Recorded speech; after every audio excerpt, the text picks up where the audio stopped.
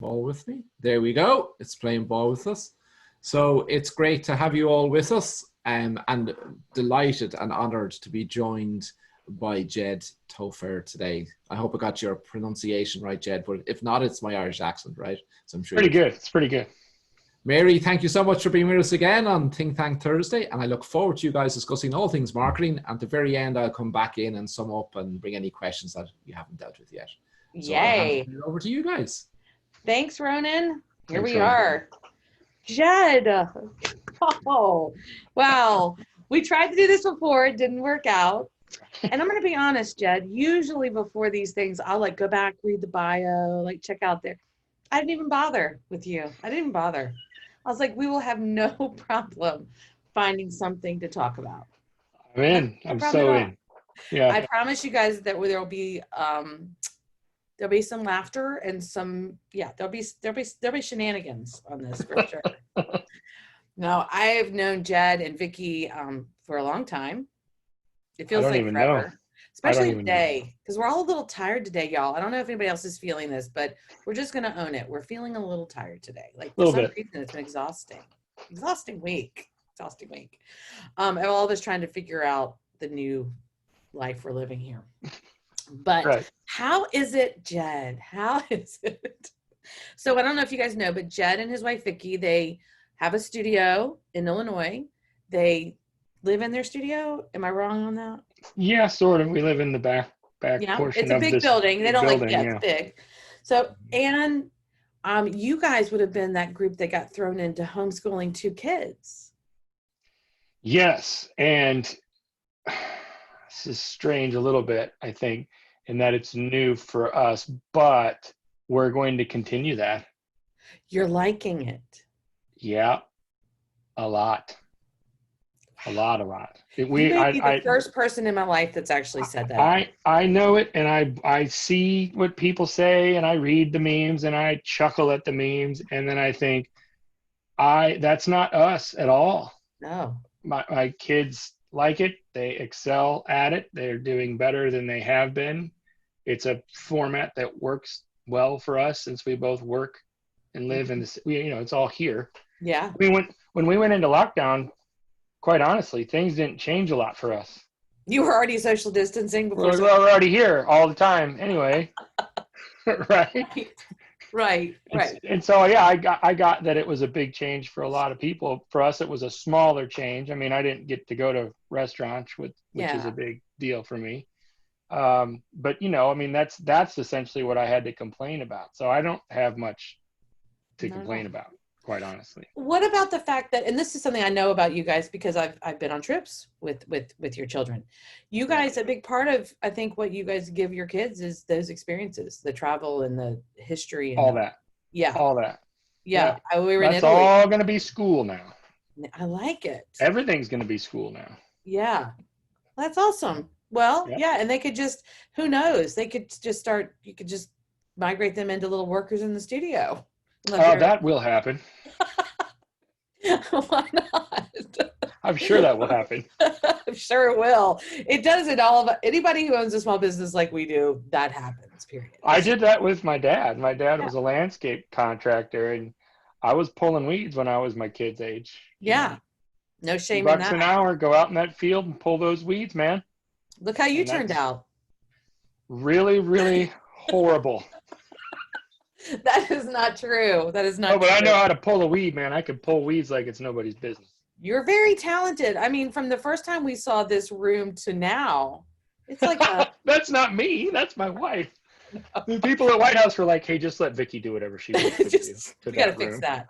Yeah, we did a podcast with Jed when the pandemic first had, and he had like half a background hanging up.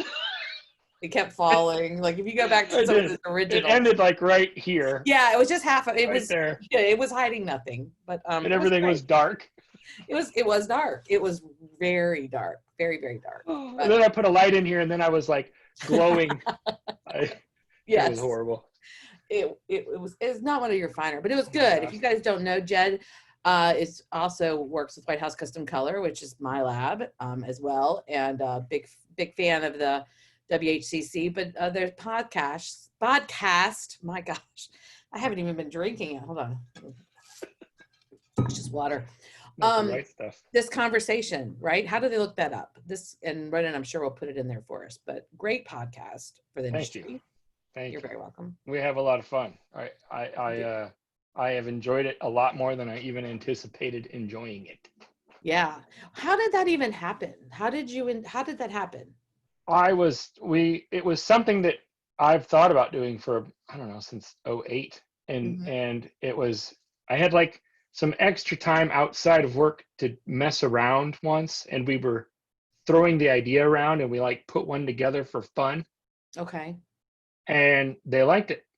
Yeah. And they were like, why don't you do more of those? So we put a few more together and they liked them. And then we had a conversation. We're like, hey, let's try this out. And that was it. That was 2.5. It started 3 years ago. Yeah. Yeah. That's awesome. Well, I love it. I just love to hear just a really good, candid, and I always feel like it's incredibly authentic conversation about what other people are going through, because there's not a lot when you're in this industry. First of all, I mean, maybe you'll agree with this. People get tired. People get tired of hearing me complain about the industry, and nobody else can talk about it except your fellow photographers. So it's nice to be able to hear someone else, and you're driving, you're like, yes, I have the same problem or the same thing. Yeah. You know? Yeah. Well, and I hope that that's the case. I hope the feedback that I get consistently from the people that I talk to was that was a different sort of interview. Yeah. And I think that's the case because I don't have an agenda. Mm-mm. I want people to feel free to say whatever it is that's on their mind or in their heart or what they're dealing with or struggling with. And I also don't want them to say things they don't want to say. I don't, there's a balance there, right? Yeah. But it's interesting how I think a lot of times most of us have a lot that we really do want to say that's outside of what it is we're known for saying. Of course. No, right? You're 100% right. 100% right. And I think a lot of times all we have to do is just say, here's the door. It's open a little bit. Feel free to come on in if you want to. Or not. And then most of the time, or not, right? But most of the time you find that not only people want to come in there, but they've got some luggage that they're going to drop on the floor. Yeah.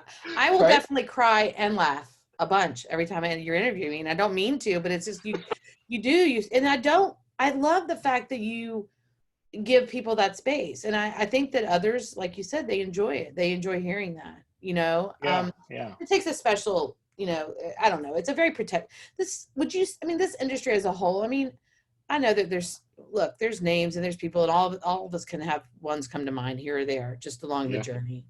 But overall, it's an incredibly empathetic group of people that really don't want to be a jerk or judge. Well, you're dealing with creatives and artists. And so, yes, on part of that, you have ego, which, to some degree exists in everyone. Mm-hmm. But you also have empathy.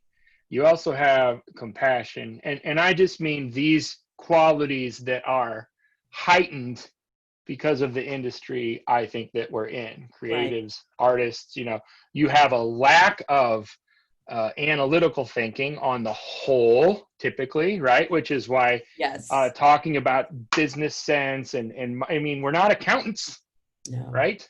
We're not actuaries. This isn't who we are. We are on the other end of that spectrum. Mm-hmm. And so I think, yes, when you sit down and have a conversation with a lot of people in our industry, all you have to do is give them the space and they just go. Yeah. I love that. That's true. That's absolutely true. Thinking about that though, you and Vicki have run a photography studio for a long time. How long have you had your studio? Oh, like 21 or 22 years. Yeah. A long time. But you came from a family-owned business, so you were used to that, right? Yeah, oh yeah. I went from working for my dad to working for my wife. Yeah. And for about 5 years, it was both at the same time. Oh, really? Yeah. When y'all were building the business? Oh, yeah. Yeah. Yeah. I remember getting up at 6, and going to work and working till 3 or 4, and then coming home and taking a shower and going to work. And for a while there, this was in like 01 or 02 in the fall, especially, working till 2 or 3 in the morning, and then getting up at 6 and doing it again. And that was like for about 4 months straight there. Oof. And I could do that then, right? Yeah. I could do it then. I mean, we can barely stay awake right now. No, I'm having trouble right and I went to bed at like 9:38 last night, right? And I'm like, what time is it? Is it like 7 o'clock? Is it time for bed yet? Why is it so light outside? I'm so tired. Oh, it is bright. It's so, 20 years ago, in your 20s, you can do anything.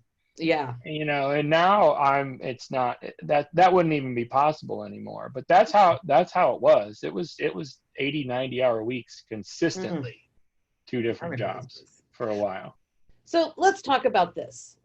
And this is an interesting thing, because I feel like what's been really cool for me is I've seen you and Vicki, obviously not in the very beginning, but you guys opened the studio, and then we kind of met out probably speaking and teaching, and then we're in a mastermind group together and different things like that.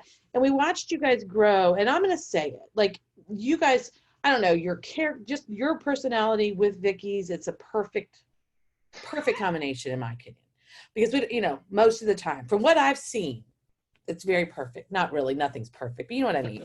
It really works. Close to perfect though, Mary. Pretty damn close. Super close. Like so close. No, just kidding. You guys are, and I love you both dearly, but you grew, and then you decided to shift your focus because you guys wanted to have a family. Yeah. And that was a process for you guys. And then, you lived so you kind of scaled your studio back. I mean, I remember when you all had people. You had a work husband, she had a work, y'all were very busy, important people. Yeah, we had like 9 or 10 full-time employees there for a while. Holy moly, so I didn't even know you had that many. Yeah. That's crazy. And then it was something. And you just changed. What happened, Jed? You guys just decided. My wife became a mom. Talk about ego. How do you go from there to like disappeared? Two things happened. If I look back, 2 things happened. First of all, I in 2008 and 2009 decided that the perfectness that you're describing didn't feel so perfect. And I understand what you're saying, and I appreciate that, and you're right in a lot of ways. But I was at a point where I was like, I got to do something else. And honestly, that's when we had 8, 9 employees. I wasn't even necessary anymore. I had set it up that way. Right. I made it so that I wasn't necessary anymore. I kind of created a situation where I didn't need to do anything anymore in her business. Mm-hmm. And I didn't want to anymore. Because you were never the photographer. You were always a behind the scenes guy, always. Yep. And so that happened, and I talked to White House at one point, and they offered me a position, and I said, yeah, let's do it. Yeah. And that was in 2009. So I've been with them full time since 2009, and we had been working with them on and off for years before that, sponsorships and speaking and all the stuff. Yeah. So we had a pretty good relationship anyway. And then in 2010, we became parents. You did. And that's when literally everything shut down for 4 or 5 months in our business because my wife was gone. Yeah. And then she comes back from that debacle with our daughter and had a completely different perspective on life, not just because of the parenting thing, but because of she was in Nepal, which is a country with lots of economic hardship and poverty. And it changed the way that she looked at life in general, and I was there for 2 of the 6 months, and it changed the way that I looked at life. I started feeling really, really convicted about how often I complained about stuff. Yeah. Really.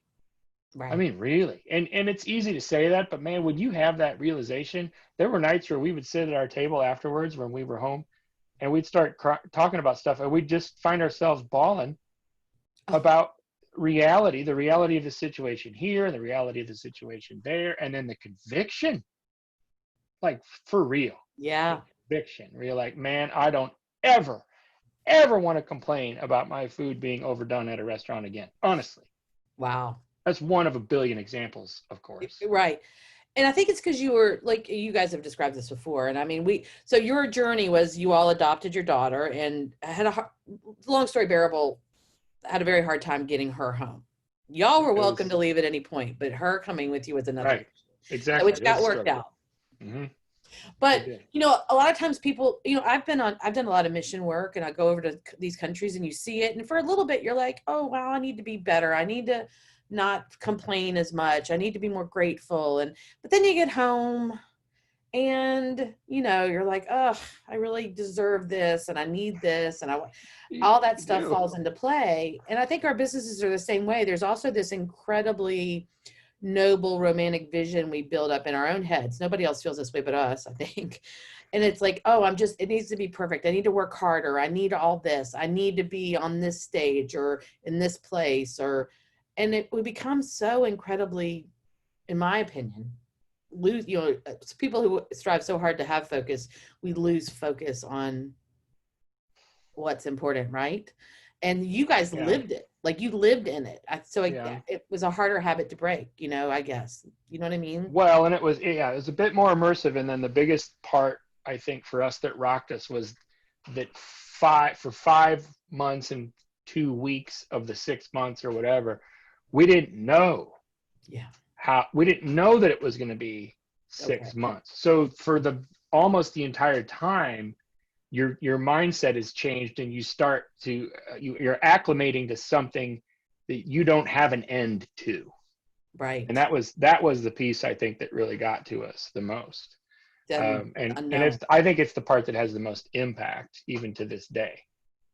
So that brings me to another question. Do you think that when this pandemic, because I keep hearing, if I said this once, Jed, I've said it like a million times, this whole pandemic thing just pissing me off, I'm be honest. I'm trying to be nice, but it's really, but we keep going, well, we just don't know. We just don't know. We just have to be patient. We just don't know.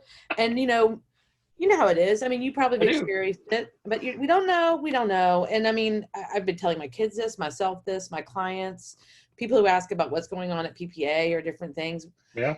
But the not knowing, were you guys more okay with that space? I don't think I live in that space very well.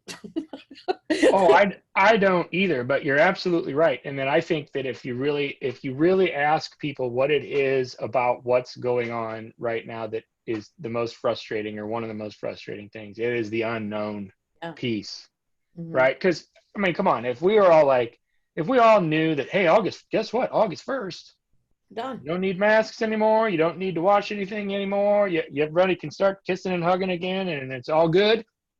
We'd be like, oh, that's not so bad. I can buckle down for another. But that hasn't been the case, and almost to the opposite effect, in that we've been told, at least at one point, we were told 2 weeks or 3. I just listened to myself talking about it, because now my voice gets recorded, and I remember. I heard myself say, oh, in 3 weeks, it's supposed to be this, and it wasn't. And then it wasn't, and then it wasn't, and it wasn't. So that almost goes the opposite way, or even further in the opposite way. And that not only is it unknown, but we've been given all these brake light functions, I think they're called, where you're expecting an end, and then it doesn't come. Yeah. Like when you're watching a speaker, when you're sitting there watching a presentation, and they start to wrap things up, and you're really ready for them to wrap things up. It's time. And then they keep going. 20 minutes later, you're like, but you just said like 15 minutes ago that last point in closing. Just gonna wrap it up. I'll finish with this. Yeah, I know. It's kind of like that on a societal scale, and we're like, really? I don't ever. And then they lose credibility for me to some degree. And I'm just like, of course. Well, I don't want to listen to you anymore because you just told me this was going to be done, or you inferred it. Yeah, it's like the photographer. Okay, this is the last shot, and then. Oh, my wife does that Jamie Hayes does that. He does that. Oh gosh.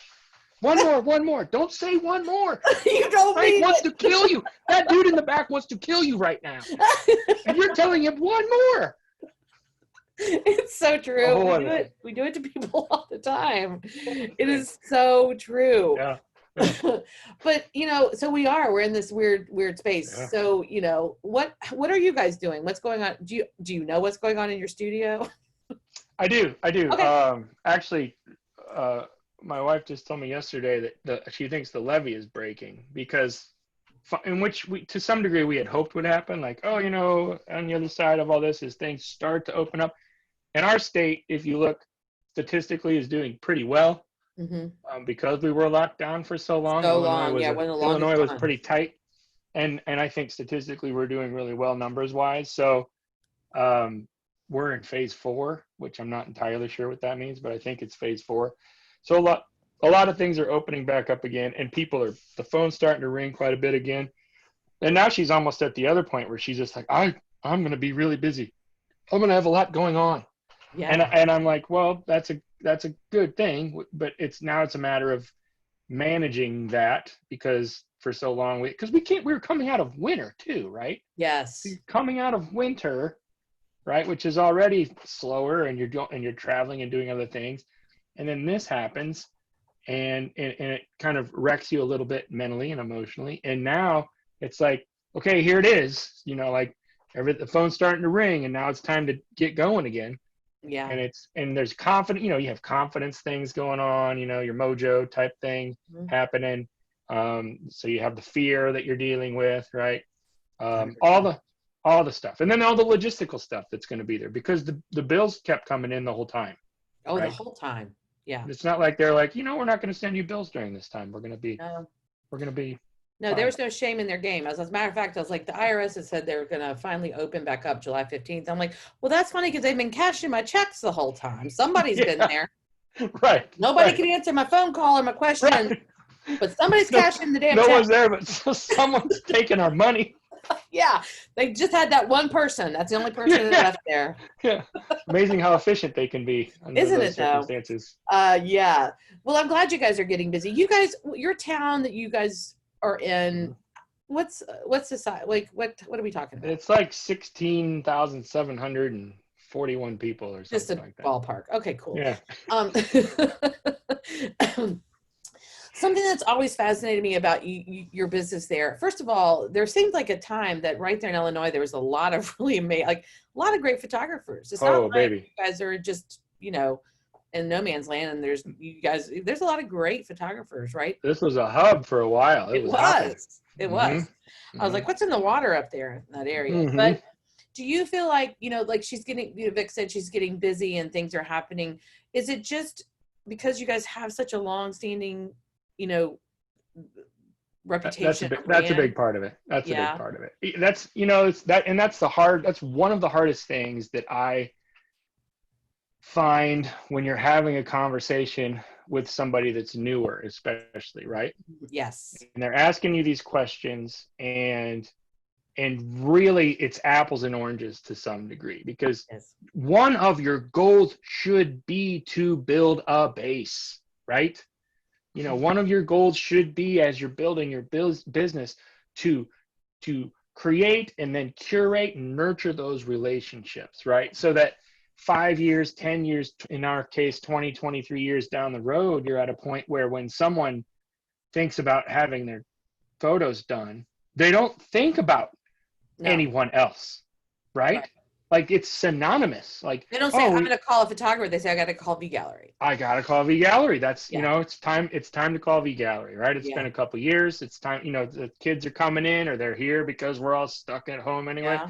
And now it's the summertime. Let's get some photos done. And they don't even think about anybody else. And so someone at the beginning of that road, right? They're not there, but I can't stress enough to people how it's so important to keep that in mind, like with every interaction, right? Whether it's on the phone with someone that's calling you for the first time, or someone that maybe is coming in for the second time, which is a big deal. Yeah. When that person comes in that second time, that means you're doing something right. Right. Right. So keep focusing on and nurturing those relationships, the relationship piece. How often do we talk about the relationship piece? It's more important now than it ever has. And it's not going to get less important. It's going to continue to be at the top of the list of priorities, in my opinion, for somebody regarding what it is that they can do marketing wise, with their base as they're building it, is focus on those relationships. Well, I have no idea if I answered your question. No, you absolutely did, because it is that. So two things come from that. The first is I can't agree with you more about the relationship piece. And you work with a large brand, White House being still a small business. Yeah. Which we all learned very clearly in the pandemic. Right. We weren't even a small business. We were smaller than small. So White House. We were specs. We were not even on the map, obviously. It's like, do you see me? Nobody sees us.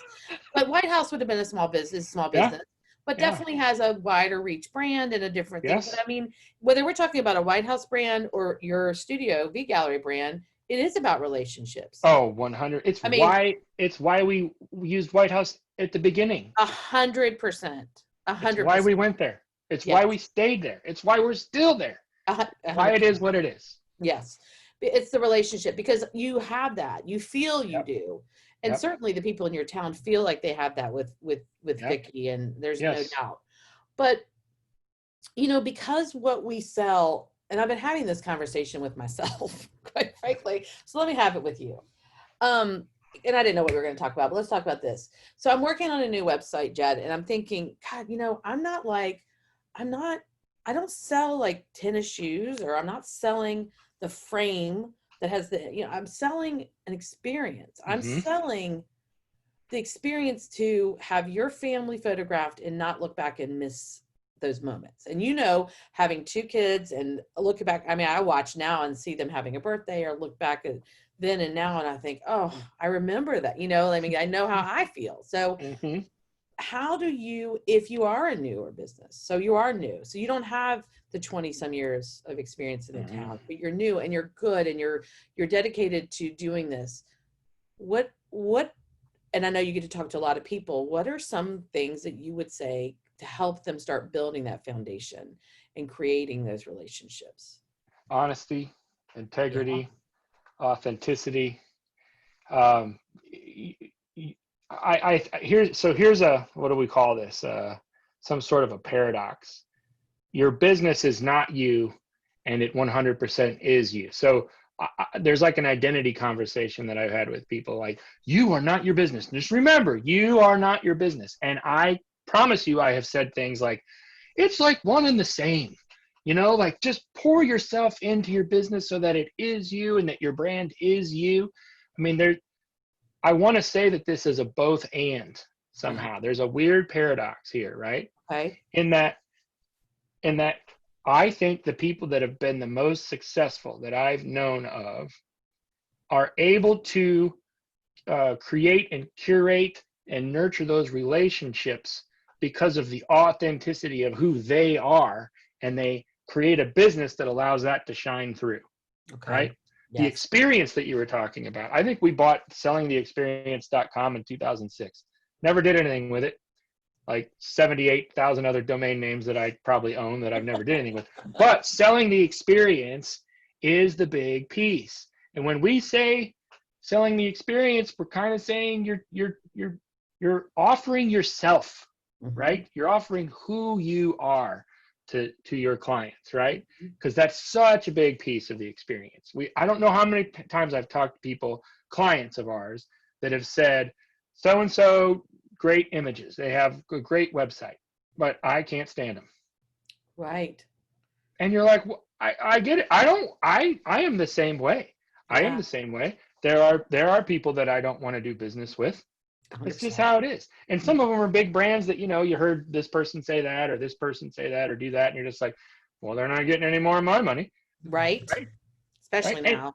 But but the converse is true as well, right? Yes. You're like, oh, that guy is a genius and that product is amazing. And you conflate the two, whether it's real or not, right?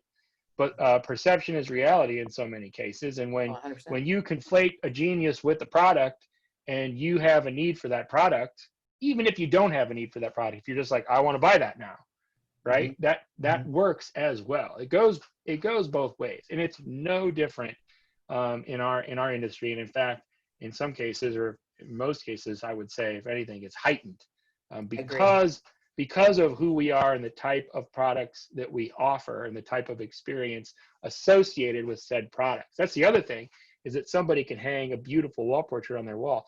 They're going to associate the experience that they had with that session and with the sale and with you. That's all going to be conflated, right? For better or for worse. And they will look at that image and they will have warm feelings, right? And if they don't, it could be a technically perfect image in a lot of ways, but they could be like, oh man, she was so horrible to work with that day. I'm never going back. I'm glad I have my image. There it is. But next time I'm going to go to so-and-so, or next time I'm going to go to so-and-so. Right. No, it absolutely happens. 100%. And don't you think, like, and this is another piece, and God, I couldn't agree with you more that you're the business, but separate your, there's all these things. And so, you know how it is when you start teaching or sharing, I feel like I'm just contradicting myself left and right. All the time. I mean, but I mean, a big part of it is just being, because we're it, right? We're the guide. We're the person. Yeah. We're it. Like, we are the product in a lot of respects. In a lot of ways, yes. In a lot of ways. So when you talk about, you know, for me, it's, you know, I have certain identities, or whether it's Jamie, like, you know, they think about, we always bake cookies in our studio, or maybe you guys have something in your studio, or like, no, that, you know, cookies is a good idea. Kids, or the her camper, or there's the things that people see and they go, oh, that's so sweet. That's so, they want to be with that kind of person. You know what I'm saying? They become the brand identity for all of that. Yeah. And you know that because you're the same way. 100%. I mean, I'm not gonna, let me just throw this at you. I'm probably not, if I see somebody on, so because digital marketing is, we're not getting away from it. It's not going away. Yeah, it is what it is. If I see somebody and I look at them and they're either just completely, I don't see anything beneath this facade. I have no reason to create a relationship with them. Yeah. But if I do get a peek in, and let's just say, I'm not going to say it, but you can imagine what I would think. So, you know, if they have something, like if they're for a particular candidate or something. Okay. My checkbook's closed. I understand. And it's more like that than ever. Again, for better and for worse. I agree. Right? Let's throw that out there. Yes. But I think the biggest mistake that we can make is the refusal to see it for what it is, or just to flat out deny that that's not of utmost importance. And you know what? Regardless of whatever, here's the beauty of it to me, like on one hand, regardless of whatever candidate you're for, right? Right. If that's who you are, then you're going to turn people off that aren't your clients. Right. Anyway. Sure. And you're going to attract the people that are. That's right. That's exactly right. So it can work in your benefit as well. Yeah. But I think the important piece is the authenticity required at the beginning of the process. Yeah. Right? Because, man, I talked to somebody, what were they doing? They were talking about how this person didn't want to spend more than $100 total. Because, you know, you talk to people like, oh, I'm booked through November. And it's July, right? I don't even have an opening. And what's your sales average? $89. Oh dear. That's terrible. You're going to be really tired. You're living a life as a slave to this thing that you've created, right? And you're losing, let's do a calculation. You're losing $111 per session. So you're going to be $34,000 in the hole in December. Mm-hmm. I'm being a little bit facetious, but I'm trying to make the point in that, you know, when people are saying, well, this person doesn't want to spend more than $100, and I'm like, well, where do you want your averages to be? Like, where do they need to be after the other conversation that we had? Well, you know, I need to be at $800 right now. Well, then that person's not your client. Right. It's very simple. They're not your client. And I think the problem that we have, or that we convince ourselves of sometimes, is that we're like, well, if they're not my client, then I'm not going to have clients. There aren't any clients for me. Yes. That is false. That's a lie. It is a lie. But isn't it easier just to tell ourselves that than to do the work? Well, you got to do the work. Who our client is. I got to talk to Jeffrey Shaw a week ago. I saw that. Gosh. I mean, first of all, could you not look into his eyes for hours? Now listen, I know who he is. We don't know each other, but I know who he is. And I experienced him at Photo East, the New York one. Yes. In the Javits Center about 5 or 6 years ago. We had a booth, and his booth was right across the aisle. So the whole day, every day for 3 days, I was looking at this man's eyes and I'm telling you, it's just like, if I had eyes like that, I would be the president of the United States of America. Yeah, I'd vote for you. I'd vote for you now. No. But so we're on this call, and I'm looking at myself, and I'm looking at him, and I'm like, I mean, I just wanted to turn my camera off and just let it all be about him. But you just go to black. Yes, just like, don't look at me. This isn't cute at all. I mean, he's like got a perfect background. He's got the whole nine. Oh, he's dapper too. He's dapper. I bet he's. How many people are dapper these days? He smelled good too. He's one of those. I couldn't smell him, but I knew he smelled. Yeah, in your mind, he certainly did. Mm. Yes, he did. Yeah, lavender and vanilla. See, he's smart. Yeah, he's super sharp too. Super sharp. And but what he talked about was doing your work and figuring out your ideal clients and how they bought and what they bought and all these things. And look, by no means am I saying that anybody should or shouldn't. Either way, if you are passionate about politics or candidates, that's on you. That's not something I normally for my business would ever talk about. Sure. But when we talked about equality and equal rights and stuff, we were very about it because we're wedding photographers, and I feel like more weddings for me to photograph. That worked out. That's who you are. That's where you're at. That's where you want to be. But when you think about your identifying those clients, and you talk about that client that only wants to spend $100, as a business owner, I have no problem that there's somebody out there that only wants to spend that on pictures, on files, or whatever it is. Yeah. That's awesome. And I will try to say, you know what, maybe you could go to this website or something, and maybe you'll find someone who fits in your budget. That's not going to work for what we do. Right. What do you say to the people though that get so hung up on it and they let it wreck them? Like, it just like they try to accommodate this, or they don't. I mean, I don't know. Like, I don't know how to encourage. Stop it. People. Yeah, well, there. There is it. Okay, this is for everyone. If you can, there's a Mad TV skit out there. It's called "Stop It." Okay. It's with why am I blanking? He's like one of the best comedians of all time. He had his own show, Bob Newhart. Oh my God, I love Bob. And he is a psychologist, and his advice for people is stop it. Like, a lady comes in and she's like, I think I'm going to be buried alive. He goes, why do you think that? She goes, I don't know, but I'm pretty sure I'm going to be buried alive. Yeah. And he says, stop it. Like honestly, and this comes across maybe as pretty harsh, but I think it should. I think if you get so wrapped up in things like that, and not just that, but all kinds of different things, the best advice is, and really maybe the only advice for somebody that won't come out of that, is just stop it. Yeah. Stop it. Don't do that. Now, if you want to be there, and if that's who you want to cater to, I'm not even saying you can't develop a business model that works for that. And if that's who you are, great, kill it. Get 13 people every morning and 14 people every afternoon. Get them in for 10 minutes. Grab your $100 and time and make $2,700 a day. That's fantastic. Whatever, right? But if that's not where you want to be, or if it's not who you are, you got to stop it. Don't do it. Right. Come out of that, right? And understand that there are people, especially in today's world, that are all over the place that will walk right alongside you and help you develop a business model that is based on who you are. There's the authenticity piece, right? That's got to be there. If it's not there, you're going to struggle. That's my all right. Well, we have a question. Thank you, Paul. Paul asked, and this kind of leads right in, but he said, what are the 3 initial things that a photographer should have to brand themselves? It's a big question, but what would you say are your top 3? If you were opening a studio right now and you wanted to set your brand, and see, this is all over the place, because I think a lot of people think brand means the color of your bags and bows and logos. And see, for me, brand is you. Yeah. Who are you? So I think the first thing you have to ask yourself is, who am I? And honestly, we don't always know.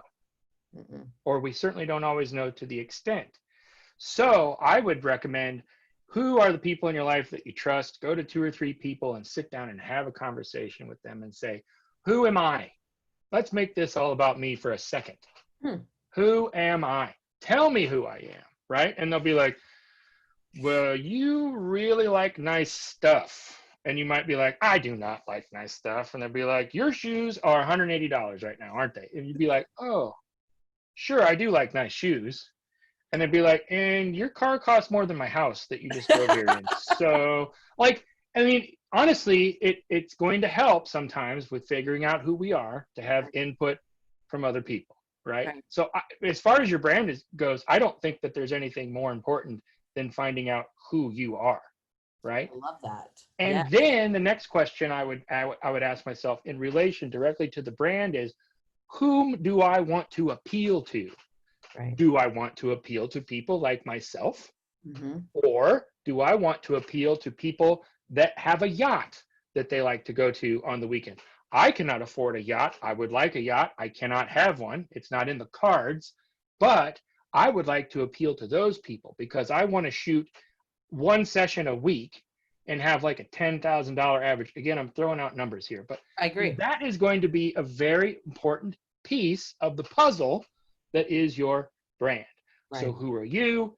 Who do you want to appeal to, right? And then the other thing that I would do is look at other brands, right, that appeal to the similar type of client that you desire to appeal to, and see how they do things. Because brands like Apple spend billions of dollars on their brand and on the marketing associated with said brand, right? So learn from their research, learn from how they do things, right? And also you would want that company to be someone that appeals to you, right? There's all kinds of brands out there. You don't want to learn from somebody that you can't stand. So keep that in mind as well. But I don't know, is that 3 things? I think that's 3 things. That's 3 things. I agree. I would agree with you. I think who you are, who you want to serve, or who you want your clientele to be, and what you want to sell. This you probably have heard. I know that's a big one. Yeah. I was coaching with somebody a couple years ago. They shall obviously not be named. Okay. But the funny part is they said they were going to do newborn stuff. They had taken one of these classes. I had 2 that year, and the other one was going to do boudoir because they had taken this class and course, and they bought all the stuff, all the baby stuff, all the stuff, the stuff, nest, branches, and all of it, or all the boudoir, the wraps and the wraps and the wraps, so many wraps. And the wraps for the wraps. But then I'm talking to the newborn person, and I'm like, okay, great. So let's just talk. So, ideal client. Do you have your ideal client, and they're like, well, not really. I mean, new moms they're so cranky, and I hate it if they have to stop and nurse. And I'm like, okie dokie. So it wasn't even dawning on them. Yeah. I'm like, so what about doctors? No, I don't really like that. God. And I'm like, okay, let me just. Okay. Oh, babies drive me crazy. That's what they said. That's what they said, Jed. That's what they said. And the boudoir person say, nudity makes me uncomfortable. I just can't stand being around naked women. I mean, but this baby person, I'm like, they just never even thought about it. I'm like, all right, you know what? And finally we got down to the point where they didn't want to photograph babies at all. They really didn't want to be in their studio over under 10. They didn't want to. And they don't have to. So let's sell all that stuff you bought, and let's really rein this in. And they thought they did. And that's why even when you're trying to figure out who you are yourself, what in the world makes any of us think that we know who we are? Well, this is a great point. We don't. And I'm not saying we're completely oblivious. Some of us may be. But we need to reach out to other people to get their viewpoint.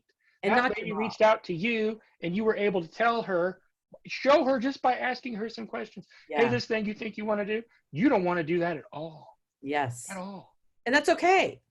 It's totally fine. It's a revelation. It's wonderful that she found that out from you. She could have found out, 50 or 60 grand in the hole 4 years later. Exactly. And then I hate my life and I don't ever want to do photography ever again. And she was a great photographer. And the problem is it would have, maybe stopped her from thinking she could be. She's very successful at what she's doing. Right. But shooting what she wants to shoot. Yes. Doing what she wants to do. And isn't that why we start our own business? I know it's almost a joke sometimes. We start our business to be financially independent, in control of our time, these things. Get rich, man. Exactly, of course. But the problem can hardly work at all. The problem is we find ourselves not in control of our time and not in control of our finances. Mm-hmm. And in my opinion, and I bet you would agree, it's because we're not putting in the work and taking the time to ensure that we can do that. So I'm a big profit first person, whereas I'm not an accountant. I play one twice a month where I give my money out and I make sure I can take my money. It's always been very important for me to, couple things, pay myself. Mm-hmm. That's a fantastic system. Yeah, it's a fantastic system. And to also identify those things we're talking about. Who am I and what do I want to bring to the table? Yep. Who am I going to bring it, who am I going to bring it to and what am I going to serve? Right. Right. And I think that's a huge part of the brand where, we all teach and talk about branding. And I do think it's important to have nailed down logos and a website and all these things. But that's what your branding looks like. That's not necessarily what your brand is. Your brand is a who. Yes. You know what I mean? Your brand is a who. That's good. I think I didn't expect that from you. Well, it is a who though. It is. Your brand is an entity. Your brand kind of has a pulse and a soul, right? And it can look like all kinds of different things, right? And I don't mean to dismiss the aesthetic because it's very important, right? Important. But your brand is a who, man. I like that.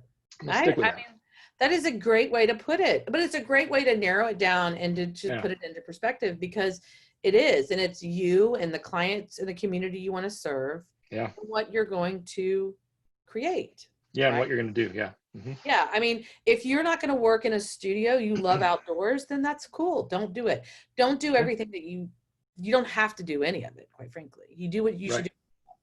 Yeah. Right. Or at least be on that vector, because especially for people that are just starting out, you might find yourself in a situation where you have to say yes more than you want to.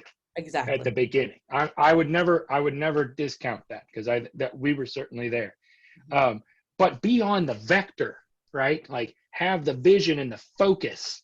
And this comes down to, for me, a lot of this comes down to niching. Like, and maybe you need to find out what it is that you like to do the most. Maybe you genuinely do like babies. And then after 3 years, you're like, I don't like babies anymore. That's fine. Maybe you like seniors now. Maybe you have discovered that you have this really good rapport with seniors and you guys get along really well and they think you're really cool, which is awesome and enviable in my situation. But then you focus on that. And maybe 10 years down the road, you're like, I am the best senior photographer in 3 counties. Yeah. And that's how you have seen yourself evolve and you watched that happen. And now you focus on that. And that's your niche. Oh, yeah. And then your brand evolves to that too. Right? Well, as our families get older, I didn't think I'd ever want to photograph seniors, but when my kids were actually at that, I loved it. But changed also everything. Weddings. I loved weddings. I don't love weddings as much anymore. I mean, it pains me to say that, but I've really shifted. But when I first came in this industry, that's pretty much all I worked on. That's all I photographed was we're going to shift and change. I do think, but I think what you're showing is what you need to really want to do. One more question from Cindy Valdez from Florida. Hi, Cindy. Any tips or suggestions on building, nurturing relationships without being able to be face-to-face? I live in Florida, and at least until we have a new governor or a vaccine, we can't be face-to-face with people. If you have a new business right now and you're trying to grow it, how do you build relationships without being able to be together?